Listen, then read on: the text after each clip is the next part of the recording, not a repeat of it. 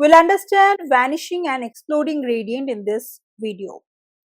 We'll see what is this vanishing gradient problem because of which deep learning networks stop learning. We see the main causes of vanishing gradient and why few activation functions like sigmoid or tanh are more prone to vanishing gradient, and how a function like ReLoop tries to solve this problem. Also, we'll see the exploding gradient problem and its effects and main causes of exploding gradient and how we can solve it.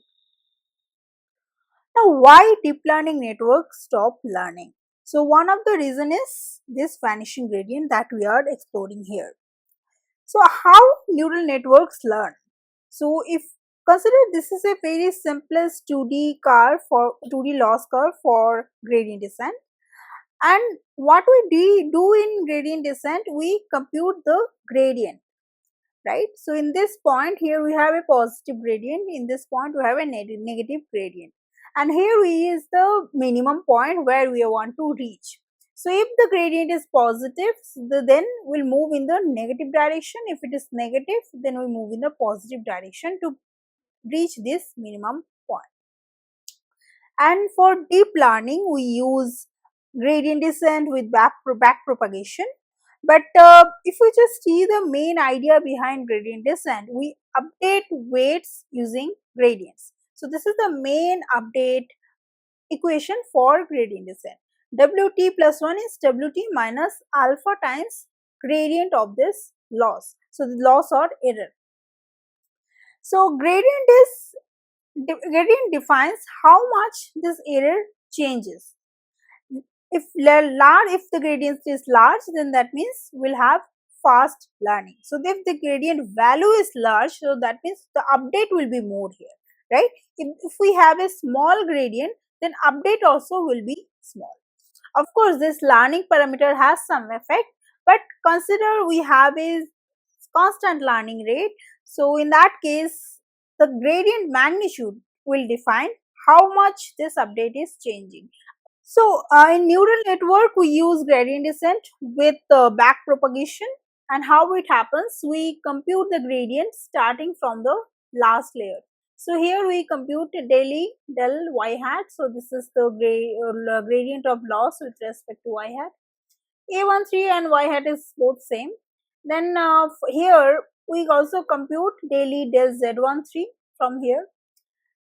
This daily Z13 is used in both the cases, in both the path, in backward directions for calculating gradients in this path and this path. So, that is how backpropagation works to compute the gradient for all the weight parameters and all the nodes.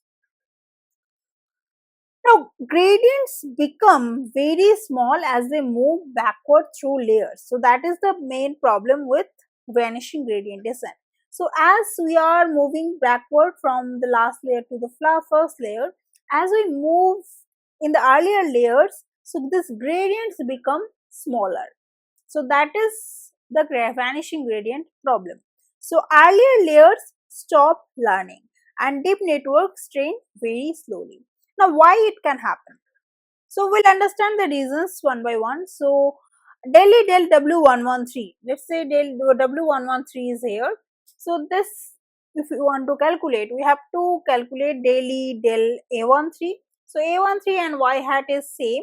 So, after computing del A13, we will compute del A13 del Z13, del A13 and del Z13. Then from here, from del Z13, del W113. So, this is how this chain rule multiplication is working, and that is how we are calculating this del W113, and that is similar for all the weight gradient calculations. Now, if the derivatives, these gradients are less than 1, so it is between 0 and 1, some decimal values between 0 and 1, then small number multiplied by small number will give much smaller number. So, if you let us say take 0.05 times 0.25, we will get 0.0625. So, if you multiply small number with small number, like small number between 0 and 1, then we will get a much smaller number. So as we are multiplying again and again from back the last layer to first layer, so this gradients in the earlier layers will be very small or negligible. So that's how this earlier layers will stop learning after some point. We also have this activation functions, right? A13, A12, A22, all these are activation functions where we have this either sigmoid, tanh or ReLU, some kind of activation functions we are applying. Now activation functions like sigmoid or tanh, they are also more prone to vanishing gradient. So sigmoid function is defined as like this, right? Sigmoid of A is 1 over 1 plus e power minus A. So sigmoid of minus infinity is 1 over 1 plus e power infinity, which is 0. Sigmoid of 0 is 1 over 1 plus e power 0, that is 0.5. Sigmoid of infinity is 1 over 1 plus e power minus infinity, which is 1 by 1, that is 1. So sigmoid is ranging between 0 and 1. But what is the range of derivative of sigmoid? So if you have seen my logistic regression video, there I have clearly uh, implemented how we get the derivative of sigmoid function. But here this is the formula, this is how we calculate the derivative of sigmoid. So derivative of sigmoid A is sigmoid of A times 1 minus sigmoid of A. So derivative of sigmoid minus infinity is sigmoid minus infinity times 1 minus sigmoid minus infinity. So that is 0 times 1 minus 0, which is 0. Sigmoid of 0 is sigmoid of 0 times 1 minus sigmoid of 0, which is 0.5 times 1 minus 0.5, which is 0.25. Derivative of sigmoid infinity is sigmoid infinity times 1 minus sigmoid infinity, which is 1 times 1 minus 1, that is 0. So this is 0. So derivative of sigmoid is basically ranging between 0 and 0.25. So if we multiply such numbers again and again, we'll get much smaller and smaller number. Consider tan h. So tan h is, if you compute the derivative of tan h, we will get 1 minus tan h square x. So tan h, we know it ranges between minus 1 and 1, right? So tan square h will range between 0 and 1 in that case. So 1 minus tan square h, it will also range between 0 and 1. So that is also like 0 and 1. So if you multiply such numbers again and again, we will get much smaller numbers. So that's how sigmoid or tan h, this type of activation functions are more prone to vanishing gradient. Now why deep networks suffer more? So if we have a very deep networks, right? So the multiplication, this chain rule multiplications also always will be more. So more layers will have more multiplications and much more smaller numbers will get in the earlier layers. So earlier layers will be almost frozen, so they will not learn. Now how do you solve it? So we can use ReLU or leaky ReLU. This is the type of activation functions we can use which prevents vanishing gradient to some extent. Better weight initialization. So of course, if we experiment on weight initialization, we can try to improve this. Batch normalization, we can use residual connections, LSTM or GRU for sequence. So residual connections and LSTM, all this I have not discussed yet. So I will talk about all this when I will discuss about this LSTM, GRU, residual connections in our mostly in our NLP chapters. But mostly we'll see the other solutions here, how it can solve. So better weight initialization, we can always understand. Batch normalization also can prevent this problem somehow. We'll see the ReLU activation now. What is ReLU? ReLU is fx is max of 0s. So any value if you input here, will get a value between 0 or x. So if the value is less than 0, then it will be max to 0. So the gradient of this will always be 1 for positive values, right? So we will not have any saturation, it will have faster learning. So that is why ReLU is the default activation today. Okay, now we will discuss about exploding gradient. So vanishing gradient is when the gradient is becoming smaller and smaller, and as if it is vanishing in the in the earlier layers. In exploding gradient, we'll see how the gradient is becoming larger and larger. So gradients go very large during backpropagation, that is the exploding gradient problem. So similar cases, right, when if the gradients the individual gradients are becoming very large. So if you multiply a large number with a large number, not between 0 and 1, so if you multiply a large number with large number, we will get a much larger number, right? So chain rule multiplication, that is the reason. Large weights, if you get large weights in this case, so large weights will have large gradients, of course. Deep networks, of course, deep networks will have many more multiplications. RNAs with long sequences. So when we'll talk about RNA, we'll see this in much details. So value greater than 1, if we multiply this type of values that is greater than 1 repeatedly, will have some explosion. So like it will become very large. So that is the exploding gradient problem. FX is huge weight updates. The weight updates, what we are doing is, right, Wt plus 1 equals to Wt minus alpha times this gradient, right? So this weight updates will be lost. So training can become unstable.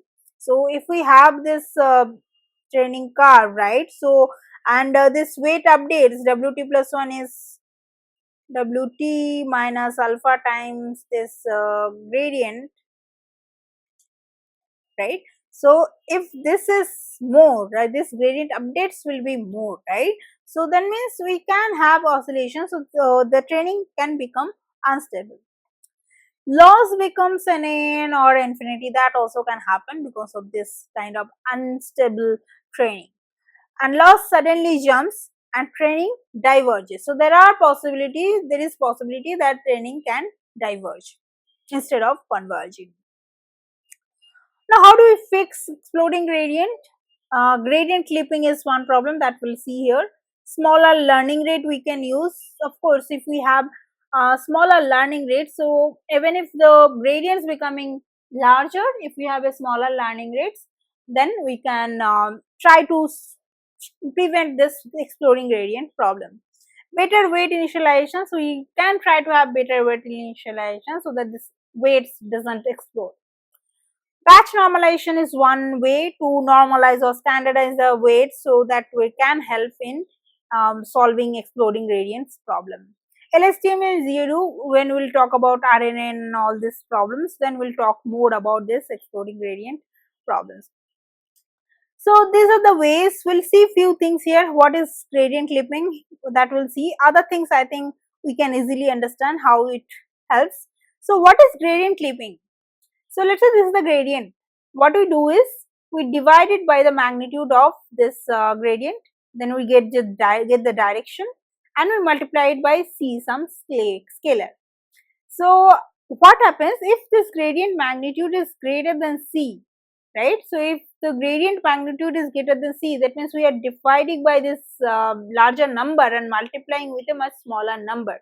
So we are getting a smaller gradient. So we are basically trying to have a boundary, that boundary of this gradient. So g divided by this gradient magnitude of gradient, it gets the gradient directions, and we multiply it with a smaller number. So this limits the magnitude of the gradient. So this is called clip g between minus c and c, because the gradients will be between minus c and c, right, based on the directions of the gradient. Any gradient greater than c is set to c, any gradient less than minus c will be set to c. So anything, right, minus c and c. So the gradient can be anywhere. If it is greater than less than minus c, it will be clipped in minus c. If it is greater than c, then it will be clipped at c. So gradients will be clipped between these two values, minus c and c. So that is gradient clipping that can help in solving exploding gradients. Now, how smaller learning rate tries to fix the exploding gradient? Of course, this can we can easily understand, right? So this gradient is becoming very large, right? So that's what we are calling as exploding gradient. If we have a smaller learning rate, when we reduce the alpha, even if the gradient is large, the actual weight change is somehow limited. So this is some like workaround to solve this exploding gradient if we have that kind of problem in our training. Now, reducing the learning rate doesn't fix the root cause, right? So we are just trying to